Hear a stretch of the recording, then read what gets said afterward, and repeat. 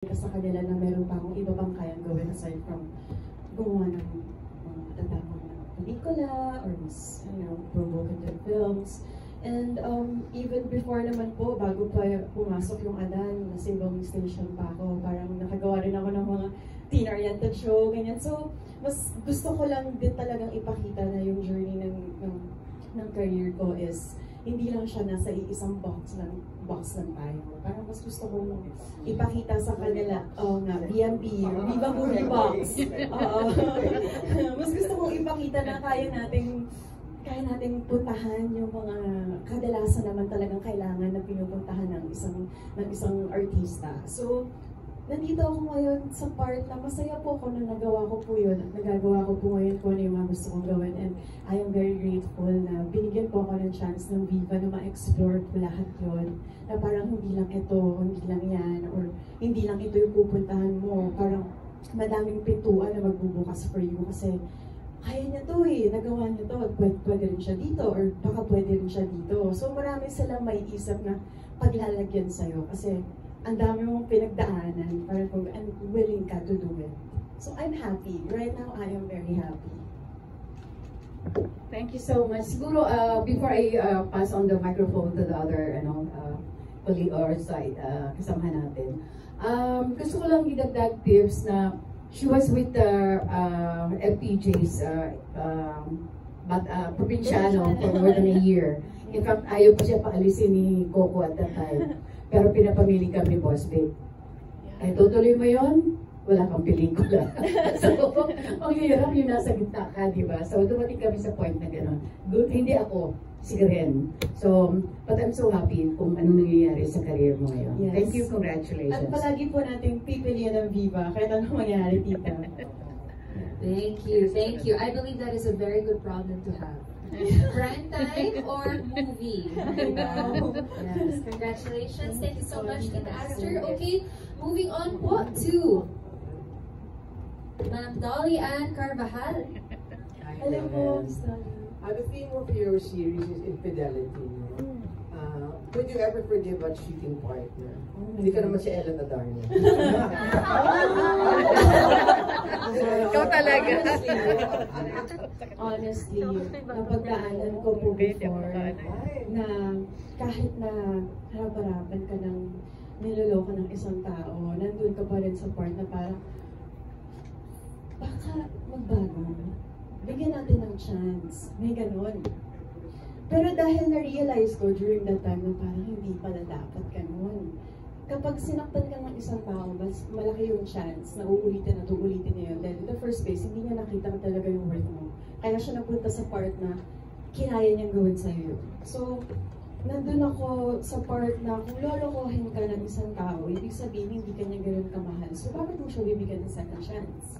Para mas iparamdam niya sa'yo na hindi ka talaga kamahal-mahal. Dahil kaya niyang maghanap ng iba kahit nandiyan ka na binibigay mo naman yung 100% mo. So I guess, kapag may ibang pumasok sa buhay niya, hayaan mo siyang piliin yung pangalawang tao na yun and let go.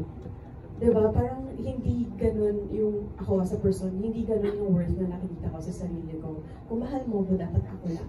So, no, hindi ko bibigyan ng chance yung mga taong kayang manloko, kayang manakit, at kaya kang ibagpalit. For me, pag mahal mo dapat siya lang. Kung hindi, then let go. And I know my worth. Oh, wow. I know my worth. No more further questions. Thank you to answer. Thank you. Okay, no more further questions? Okay, thank you so much, Miss Dolly from the Philippine Star. Ang susunod na magtatanong naman ay from Anong Ganap. We have Erwin Ocampo. Alright. So, then you've done a horror, compare na, diba, action, then ito, drama. So, ano yung pinaka-komportabling genre ka? Among those two films? Drama po talaga. As in, hindi naman po sa nagyayabang po ako, pero parang feeling ko doon ako pinaka-comfortable to the point na hindi ko po din nakasanayan na lagi ako nagpapa-actor's cue. Yung parang mabilis lang talaga siya lahat sa akin kasi feeling ko doon po pinaka-comfortable yung katawan kong gawin. And I guess meron akong sobrang dinadala lagi. Parang lagi akong mas may malalim na pinanguhugutan pagdating doon. So, I guess mas gamay na gamay ko po siguro yung drama. Pero at the same time, sobrang na-enjoy ko rin yung paggawa ng rom-com before sa Lulu, and then nag-action ako, horror, diba? Sobrang na-enjoy ko yung horror actually.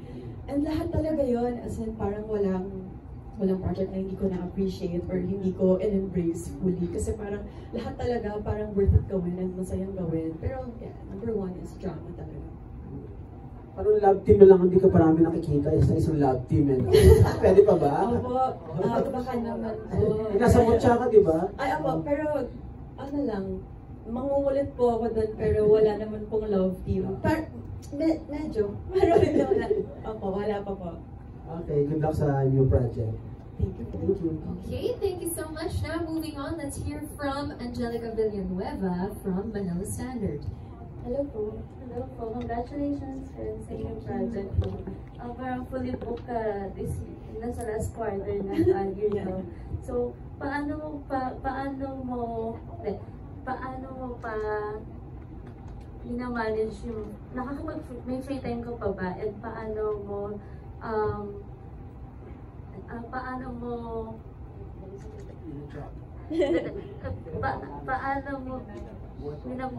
ano yung pa yung mga luho mo na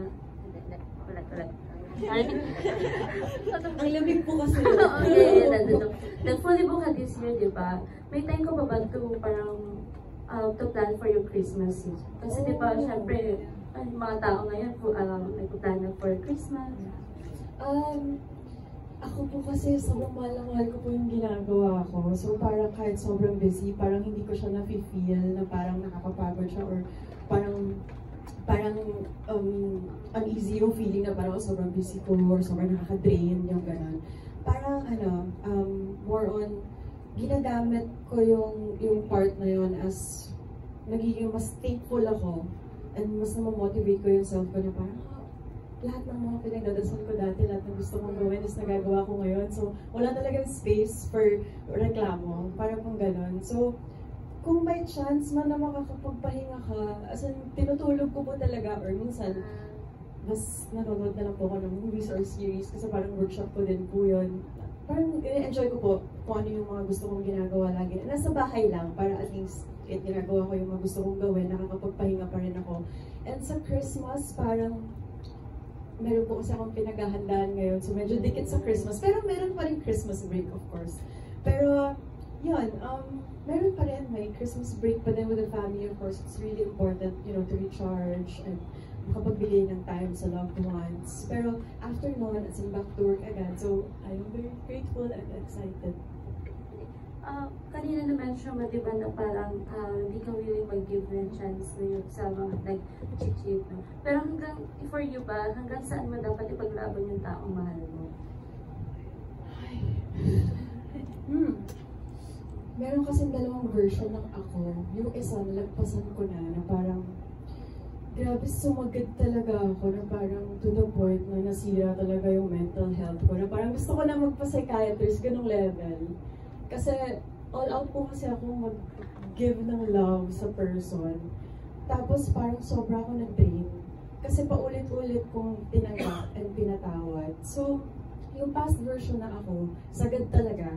Kahit araw-parapan parang pinapa-feel na sa'yo ng mundo na, girl, you have to let go, you have to move on, pero I'm still there, fighting for it. Pero ngayon, parang ako na yung tipo ng tao na kapag once may pinaramdam sa akin na any like red flag, parang, okay, hindi to mag-work. Or pwedeng, kung bigyan ko ng chance, I guess napupunta na naman ako doon sa dating ako. So yun yung iniwasan ko na. And nag-grow na ako from there eh. So I guess parang ayokong sayangin yung growth na yun. And mas ginagamit ko siya to, improve myself. And to show people na parang, this is me, this is my worth, and kung hindi mo na-appreciate yun, or kung hindi mo afford yun, then, huwag ka na lang lumapit. Diyos ka na lang, parang gano'n. Huwag mo na lang akong saktan, parang gano'n. Parang, at the same time, ayoko kong sayangin yung oras ko. Parang, mas marami akong gustong gawin, lalo na ngayon. And, yun talaga yung focus ko. So, yun, doon ako ngayon. So, wala. Hindi na ako mapupunta sa dating ako na kailangan kong tanggapin yung mga ganung bagay. And I am very thankful na ngayon, nandito ako sa part na masasabi ko na ito yung best version ng self ko right now. Thank you so much, Ren. Congratulations. Awesome. I love all your answers. Good job, girl. Okay. And next up, let's hear from Alan Policarpio from The Inquirer. Wait. Ayun, good afternoon.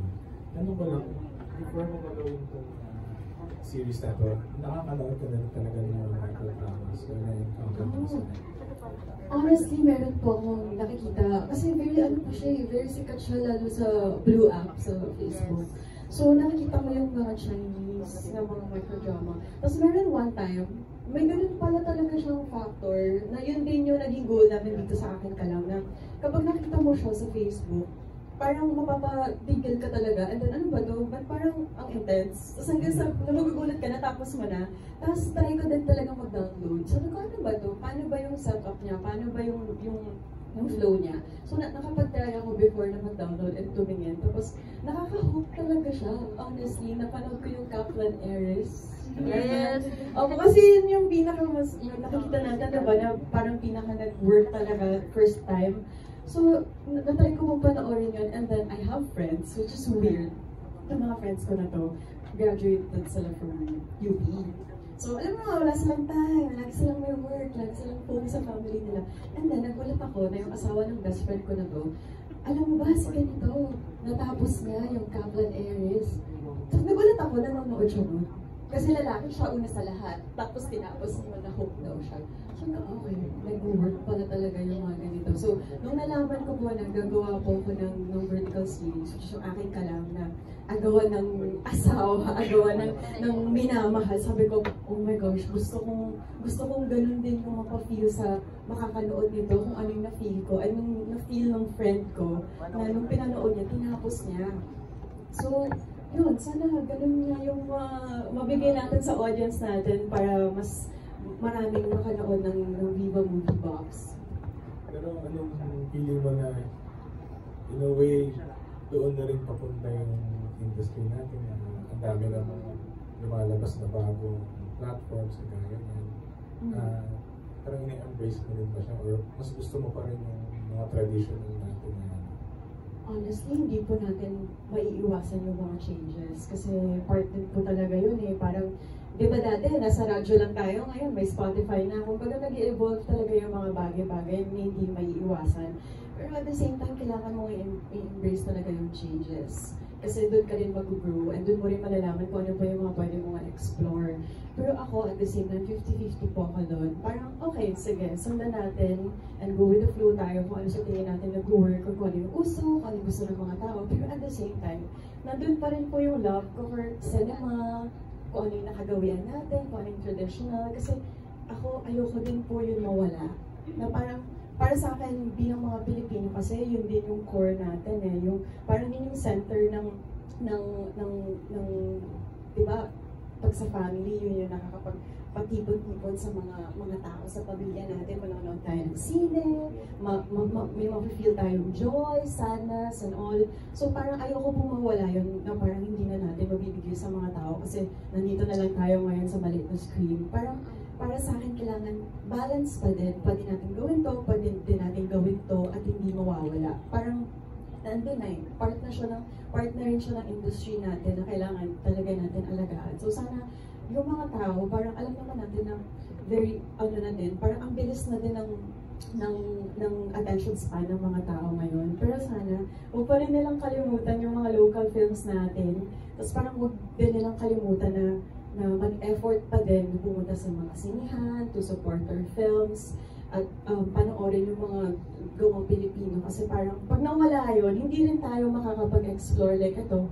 Hindi natin magagawa yung mga vertical series na to. Hindi tayo makakagawa pa ng iba pa na magugustuhan pa nila kung i-let go natin yung mga nakasanayan natin. So, yan.